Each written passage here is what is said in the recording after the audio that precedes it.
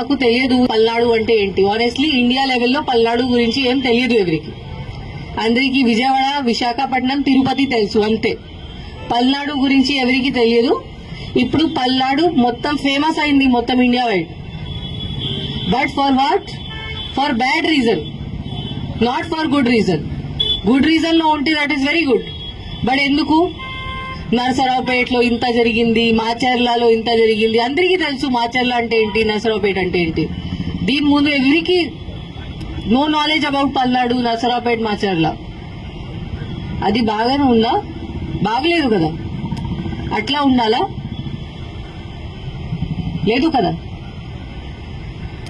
So ఇప్పుడు this is the last thing. ఇప్పుడు 4th నాడు మనకి కౌంటింగ్ జరుగుతుంది. ఇక్కడ Narasaraopet parliamentary constituency head quarter ఉంది. ఇక్కడే జరుగుతుంది కౌంటింగ్. దగ్గర మన టౌన్ బయటనే ఉంది కౌంటింగ్ వెన్యూ. ఇప్పుడు అందరూ చూస్తున్నారు. ఎలక్షన్ కమిషన్ కూడా నిన్న ఒక వీసీ చేసి ఆంధ్రప్రదేశ్ ది రివ్యూ చేయడం జరిగింది. అప్పుడు కూడా పల్నాడు డిస్ట్రిక్ట్ కి ఎంత టైం ఇచ్చారు, అంత టైం ఎవరికి ఇవ్వలేదు. ఇంత కాన్సన్ట్రేట్ చేశారు పల్నాడు డిస్ట్రిక్ట్ మీద. సో ఇప్పుడు అందరూ చూస్తున్నారు పల్నాడు అంటే ఏంటి, కౌంటింగ్ రోజు మళ్ళీ ఏదో జరుగుతుందా అట్లా అనుకుంటున్నారు. మళ్ళీ ఏదో జరిగితే పల్నాడు పోలీస్ పేరుది నాశనం అవుతుంది. పల్నాడు పోలీస్ మీద ఎవరికి నమ్మకం ఉండదు. So this is our last chance.